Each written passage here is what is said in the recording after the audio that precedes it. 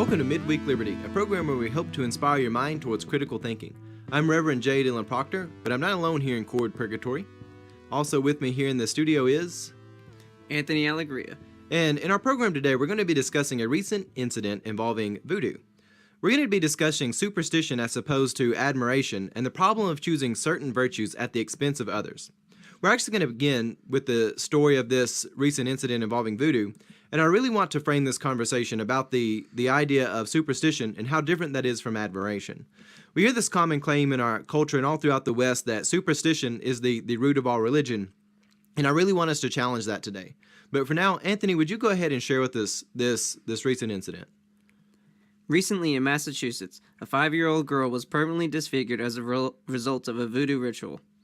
Police discovered this while performing a wellness check.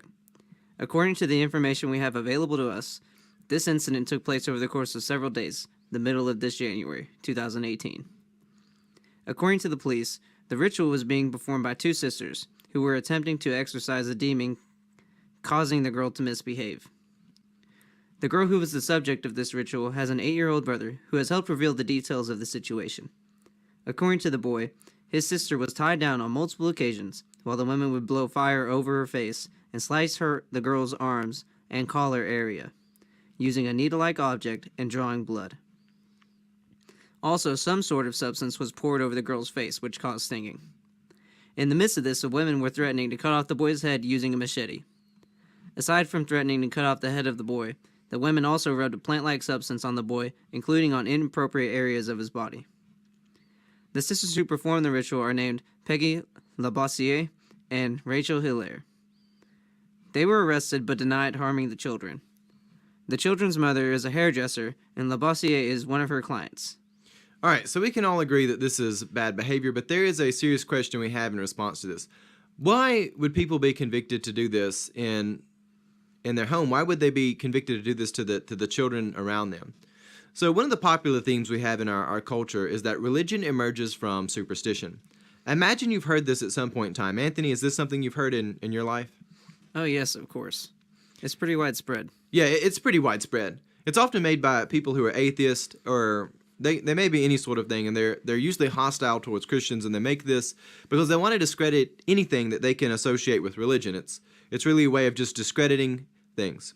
However, I have two problems with this, and any rational person should have two problems with this. One, it's a cheap language-based tool to discredit things instead of actually constructing a real and meaningful argument. You can just use language to discredit things, just saying, oh, snap, we called it this, we got this snap-on language-based tool, therefore it's discredited, and we move along. That's not a good thing. We actually need to move away from that. And two, the second problem I have with this is that this argument that religion emerges from superstition is not actually substantiated. There's not actually any proof that this is true.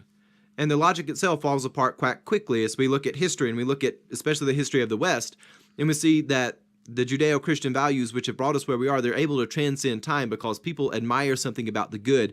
There's some sort of aspiration towards something better. So this logic, even itself, falls apart as you just look past the surface of it. So sure, there are a lot of bad theologies and pieces here and there in our world which are rooted in superstition. But the claim itself that religion and superstition are one-to-one with one another in their correlation, this just doesn't hold water. And I hate to be the guy that says we've got to substantiate every claim we make, but our culture is at such an unhealthy place right now in terms of its ability to think critically that we have to substantiate claims, and we have to call people on claims which aren't substantiated.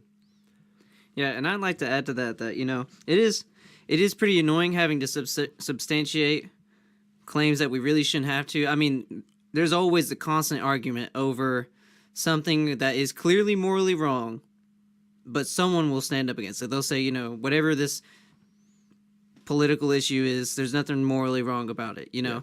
But I will also say that there's a lot going on today as well that isn't substantiated enough. Yeah. And I'm sure Dylan has some examples on that. Yeah, well, even looking back to this situation right now, this hasn't been completely adjudicated in the court systems and whatnot. We really hope and pray that there can be restoration with this group of people. I hope that the children come out of this all right. I know that it's, as of now, believed that the girl has some serious scarring. We really do hope the best for this child. and we hope that this situation is not as bad as what it appears to be. But as we come to the table, our culture is at such a place where people have been peeled apart by this moral relativism and this idea of everything is relative. There's no fixed morality. There's no fixed anything, that we can't come to terms on anything. We can't even understand one another with a general sentiment. And when it comes time to making life-altering decisions, when it comes time to making policy and people want to manipulate the world around us, we have to substantiate claims if we're going to be able to work effectively. People are more complicated than they are self-aware. We don't fully understand everything about ourselves. Probably not going to get to that point. But at the same time, whenever we're making a claim and building off of that claim, we need to substantiate it. So back to this case, it's pretty clear. Anybody who reads this, we're all going to come to, for the most part, a consensus that says this is bad behavior. But we are challenged with this question of why would somebody be motivated or convicted to do this? Why would somebody have put their children in such a situation that they would be exposed to this? Why would somebody put their children in this danger? Why would people be convicted to do this? So I want to take a moment before we go any further and point out that I'm not a universalist, and please do not take this conversation that I'm somebody who is of the universalist mindset. But I do want us to have a rational conversation about the motivations of the behaviors in this incident, as well as the moral architecture we need to move away from that. So my proposal for you is this. Good behaviors emerge from admiration. Christianity, at its very roots, produces a moral architecture built out of admiration for God. This claim that religion emerges out of superstition, not only does it not hold water, but it doesn't stand the test of time. Instead of being rooted just in pure superstition, it's rooted in something more than that. It's rooted in admiration, and those are very different.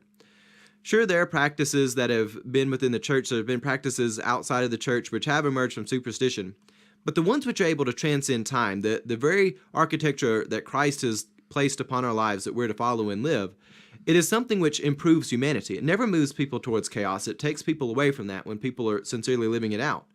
Contrary to the popular narrative, admiration, not superstition, is the primary motivation for Christians, or at least it should be. If we're something other than that, then there's probably some heresies or some other bad theology going on. And it's pretty clear in this case, as we look at this incident involving this child, that there is some level of superstition, or even if we can't pinpoint the exact motivation, we know that there is some inappropriate use of virtues here. There's something here that leads towards chaos. Chaos emerges out of superstition. And people have a natural tendency to understand that superstition has a connection to chaos. Hence, I think this is why it's such a popular argument that people who are opposed to the church use to say, oh, religion is just superstition. These people are just superstitious. That's why they have faith. Because if they can connect superstition to religion, then they can just discredit it as chaos. They can say it's something corrupting. But this is not true. In nihilism and chaos, they are entirely juxtaposed to the nature of God. And that's just something that we need to point out. We need to call people when they make this claim of superstition that it's not. Nihilism and chaos are entirely juxtaposed to the nature of God. And tying this back to the incident, we can clearly see that chaos is the overarching theme of what's taking place here. I mean, both between the adults and the suffering of the children. Yeah, there's a lot of chaos going there. And what we see happening is a concept that really is a problem in our culture, and that's this idea of roaming virtues.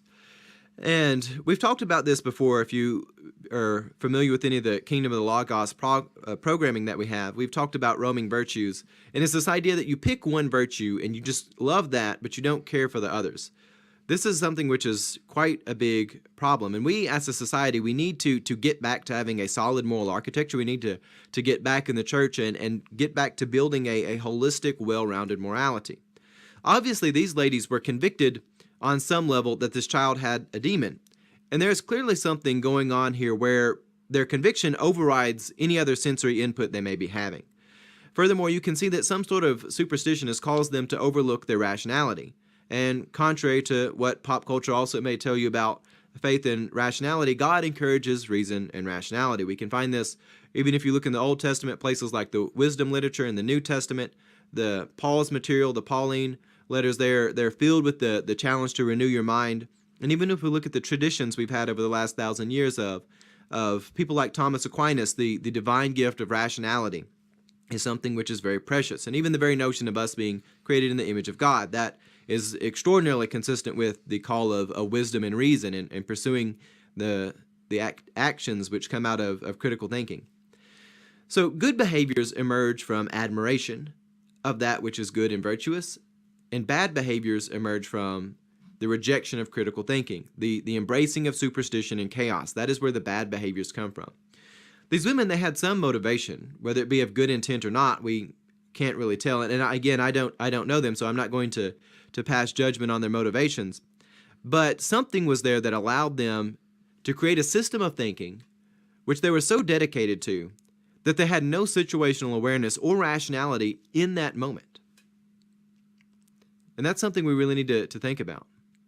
Anthony, do you have any thoughts on that? Yeah, I mean, just because they had one virtue doesn't mean that they were doing anything good. That's for certain. And clearly here, I mean, I think the argument could be made that they had a couple virtues here. They had, the desire to help someone, possibly. Hopefully that's what it was.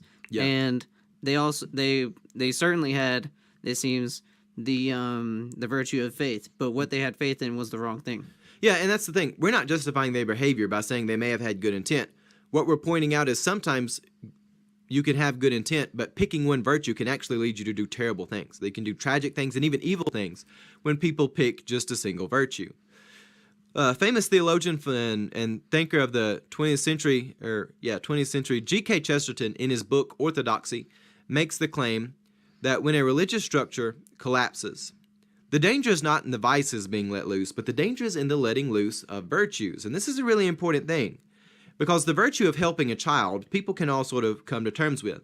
But what happens when you just pick that virtue, and it comes at the expense of basic things like sensory feedback from children being distressed? It takes you to a place where you throw your wisdom aside and you say, well, I'm going to chop another child's head off. Picking one virtue and casting all the others aside can really do some dangerous things. We've seen this happen a lot in our culture. When we look at the scandals which has come out in Hollywood, we've seen where our culture has tried to take what it means to be in a healthy family structure, and they've tried to say, well, the nuclear family is not necessary. It's not necessary for kids to have parents who raise them with positive influences. We've seen that even all sorts of things have happened which have challenged the traditional virtues, and there's a pathological conclusion to what happens when you tear down moral architecture without seeing how complicated it really is. For instance, when you separate the cause and effects of power and reward, you see a lot of people who are turning into predators because there's not a lot of safeguards to stop that. And a lot of this predation we've seen going on really comes from the tearing down of the moral architectures of the family. And so often we think we can pick and choose virtues, but we don't realize what we're missing out. The moral architecture, which we find in Christ, the very roots of Western civilization come from this, are much more complex than we realize they are. Yeah, and I'd like to remind people that we're pulling the example of roaming virtues out of the superstitious, but it applies to so much more than superstitious situations. It applies to many things. Whenever people choose a single good thing, a single transcendent good thing to hold on to and pursue, that causes a whole quake of terrible things. Yeah. Well, as we look at this, and we even see the evolution from the family history that was shared a bit, I know, Anthony, you had read a bit about what one of the ladies who was carrying this out, what her daughter had said about her mother. So it wasn't the daughter who was involved in this. It wasn't the little girl who was the one who was harmed in this situation, but the daughter of one of the sisters who were I guess you could say, subjects carrying out the ritual. She had something interesting to say about Lavoisier's daughter was quoted in saying if she could have one thing to say to her mom, it would be to put faith in God, not voodoo.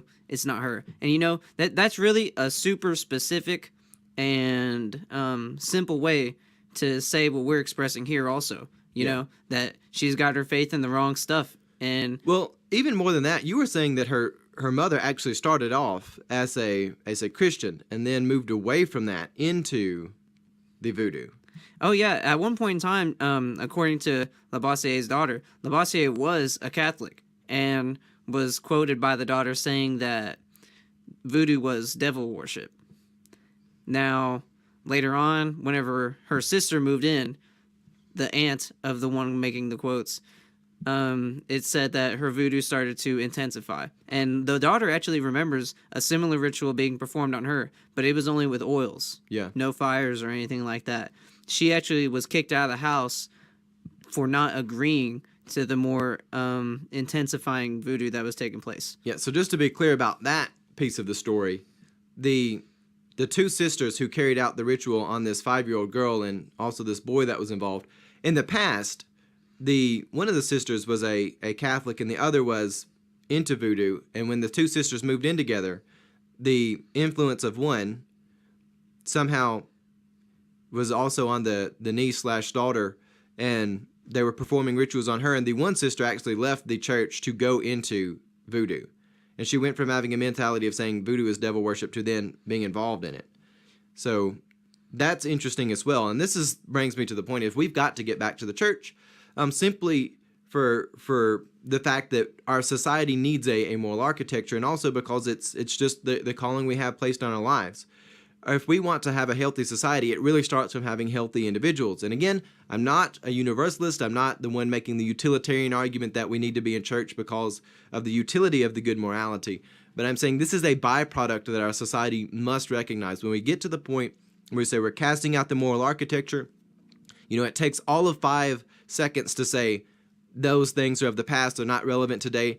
It's all superstition. It takes no time or critical thinking to come up with those notions, which are not substantiated, and yet it takes thousands of years to realize that maybe these things are not just rooted in the past, maybe they're not just relative to a different age, but maybe the morality that's been handed down to us is actually a gift of enhancing society, of not moving us towards chaos, but moving away from it.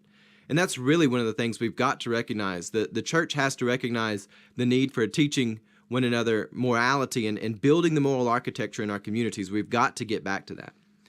And so we're going to move away from this now. Anthony, do you have any last thoughts on this voodoo incident before we talk a little bit about love? No, I mean, not really. The only thing I'd like to add to the story really was just that, the mother involved, the mother of the 5-year-old girl. Yeah. I'm sure her intent was pretty great as well. She actually wasn't arrested for this taking place, even though she had knowledge of it. They're testing her mental capabilities currently to decide whether or not, she should be convicted of any charge. Yeah, But, there's a large possibility that this was all done in naivety. Yeah, it's very possible. As an innocent attempt to do something good, Yeah, obviously that's not what took place. We don't have enough information now to attribute motive. But there is a solid argument to be made that when you pick and choose virtues, bad things can happen. And we'll leave that there. So let's transition now to the topic of love. And this is a extension of the notion of not just picking and choosing virtues, but realizing that with each virtue, something like the call to love, there's actually a little bit more to it. You can't just separate that off and pick what pieces and parts of it you like. So God calls us to be people of love. Pretty much everyone in the church has heard this at some point in time, and even people who aren't. And if you haven't, then I'm not sure where you've been if you're a church-going person. But the commandment is not as vague as that just God commands people to love.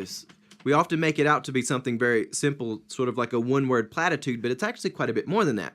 If we look actually at the language when Jesus commands people to be a people of love, he says, I want you to love one another as I have loved you. And that's something which is quite specific because there's more to it than just a one-word platitude. It adds 2 deep layers to the conversation. The first is the fact that Christ tells people to love one another. Interestingly, love is not naturally reciprocated. This is also something that our pop culture may not be aware of. Just because you love someone doesn't mean they're going to return that. Oftentimes we see times where parents and children do not have a reciprocal love with one another. The parent may love the child, and the child may not have that relationship returned to the parent as an adult. We sometimes even see parents who don't love their children and are negligent in those situations. We see it with spouses, with friends. We see it all across the board where people are not returning the love which is given to them. We see people who are antisocial, who want to manipulate and take advantage of people who want to love them. And of course, antisocial does not mean shy. It means something quite different than that. It's those things which are against healthy norms. And as we're called to love one another, Christ says, when people love you, return that love. Be someone who is actually building relationships and having reciprocal love. But it doesn't just end there, because a lot of people can take that and say, well, it's just empathy. There's more to the love of Christ than mere empathy. And it's important that we realize the next part of this commandment is to love as Christ loved. And Christ's love is always moving people out of chaos towards something better, towards the holy nature of God, towards something which is transformative in a very productive way. It's not transformation into chaos, it's transformation out of it. And that is something we must always remember. Because if we are to love as Christ loved, not only does that mean we reciprocate love, but it also means we do what we can to transform people to a better place. Anthony? Yeah, and I'd like to add to that, loving in the manner that Christ loved also means that you should completely avoid identity politics. Yeah. Whether or not you think you're doing it for good reasons or bad reasons, honestly, I've had to deal with this a little bit personally myself, and it's irritating to see that, people will treat other people badly because of identity politics, but it's equally irritating to see that people will treat other people better as well, just because of identity politics. It needs to be assessed on an individual level basis. Yeah. In the same manner that Christ did, Yeah, and again, Christ always, he doesn't treat people as group identities. He treats people as individuals. We see that whether you look at someone like Nicodemus, the Samaritan woman. There's, oh my goodness, there's so many stories in the New Testament. Christ always meets people where they're at individually, doesn't give this one size fits all random transformation, but it's very deliberate. It's, we're going to meet you, whatever personal situation you're in, we're going to deal with that and move you out of that towards the holiness of God. There's always a specific aim in which the transformation of Christ goes, but it's unique to whatever circumstances people are in. That's really important to remind. So that's great thoughts there, Anthony. And on that note, we're going to go ahead and wrap things up. Thank you so much for being with us today. For those of you who are in our audience, we greatly appreciate you spending the time with us. One of you sent us a new mixing board. We are so appreciative of that. We're working on getting all of that sorted out. Thank you so much for that. If you would like to help us out, please just share our content. You can find our free podcast on SoundCloud, iTunes, and CastBox. Personally, I really like CastBox. And if anyone is curious, I've had a few people message me privately, and people ask in a few different places if we are Catholic. We are not. We are with the Church of the Nazarene. I'm a reverend in the Church of the Nazarene, pastoring a Nazarene congregation here in the Jolton area of Nashville. And we are Wesleyans with the Church of the Nazarene, very close to the Methodists. So anyways, we're going to wrap things up there, and please have a blessed day.